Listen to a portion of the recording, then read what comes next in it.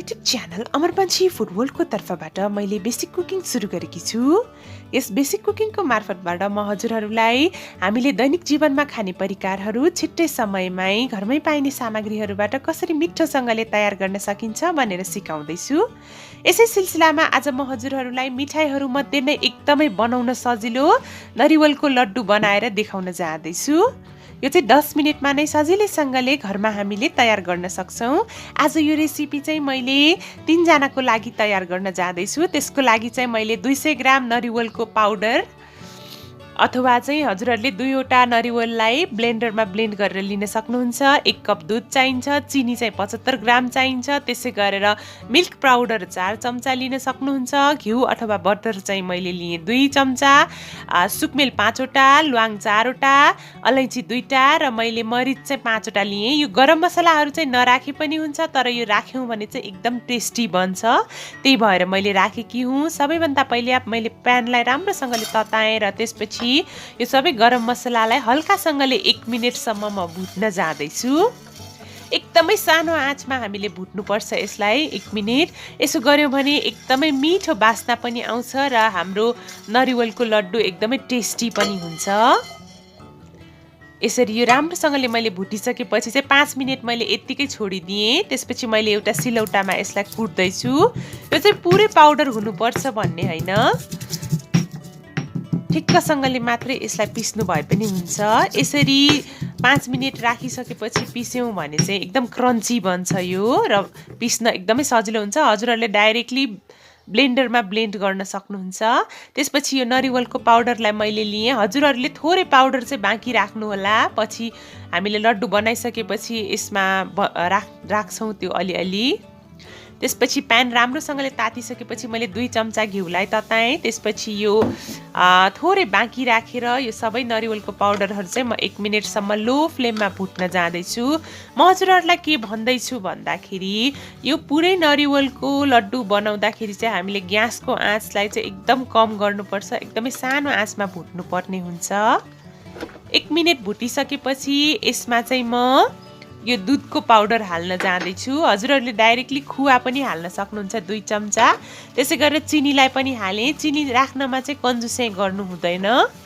चिनीले चाहिँ हाम्रो यो नरिवलको लड्डु एकदमै मिठो पनि बनाउँछ। यो हालिसकेपछि पनि 1 मिनेट भुटेँ र त्यसपछि चाहिँ मैले यो गरम मसलालाई हालेँ। गरम मसलाले पनि एकदम मिठो बनाउँछ हाम्रो लड्डु। हजुरहरूले यो रेसिपी कुनै पनि चाडबाडको बेलामा बनाएर खान सक्नुहुन्छ। हल्कासँगले लो फ्लेममा भुटिसकेपछि चाहिँ यो चिनी बिस्तारै बिस्तारै पग्लिन जाँदैछ। चिनीलाई अझ राम्ररी पगाल्नको लागि मैले 1 कप दुधलाई लिएँ। हजुरहरूले जुनै ब्रान्डको दुध लिनु भए पनि हुन्छ। यसरी दुध राखिसकेपछि मैले करिब 1 मिनेटसम्म मजाले पकाउँदैछु। दूध राखिसकेपछि चाहिँ चिनी अझ राम्ररी मजाले यो पग्लिँदैछ। करिब 1 मिनेट जति लो फ्लेममा पकाइसकेपछि चाहिँ यो लगभग हलुवा जस्तै नै देखिन्छ। यसलाई अझ राम्ररी पकाउँदै जानुहोला। नरिवल आफैमा पनि थोरै यो तेल हुने भएकोले चाहिँ हामीले धेरै घिउ राखिरहनु पर्दैन। बिस्तारै बिस्तारै पग्लिसकेपछि यो यस्तो देखियो। अब मैले ग्यासलाई अफ गरेँ र यसलाई 5 मिनेट सेलाउनको लागि राखिदिएँ। मनतातो हुँदै हामीले चाहिँ लड्डु बनाइसक्नु पर्नेछ। मैले अलिकति थोरै यो नरिवलको पाउडरलाई निकालेकी थिएँ। अब यो चाहिँ एकचोटि चेक गर्नुहोला हातले। थोरै हामीले नपोल्ने जति भइसकेपछि मनतातो हुँदाखेरि नै हामी बनाउँछौँ। थोरै मैले लिएँ। यसरी राम्ररी कस्नुपर्छ हामीले सुरुमा लड्डु बनाउनु भन्दा अगाडि, नत्र यो फुट्छ। एकदमै राम्ररी कस्नुहोला। त्यसपछि चाहिँ यसरी गोलो आकारमा हामीले लड्डु बनाउँदै जानेछौँ।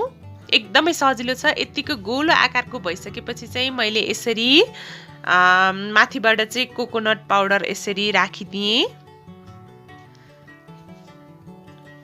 यसो गर्यौं भने चाहिँ अझ राम्रो देखिन्छ यो।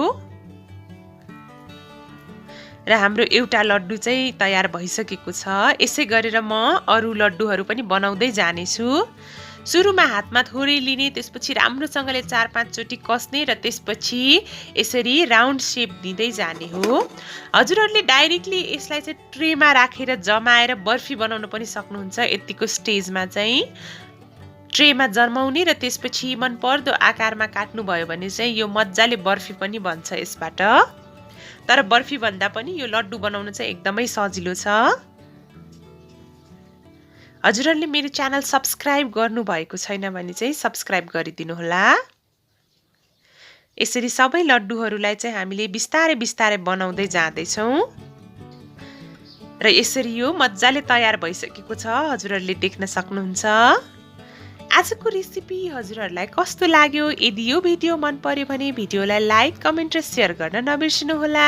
साथै आफ्नो किचनमा एकचोटि पनि जरुर ट्राई गर्नुहोला। यो एकदमै सजिलो मिठाईको रेसिपी हो।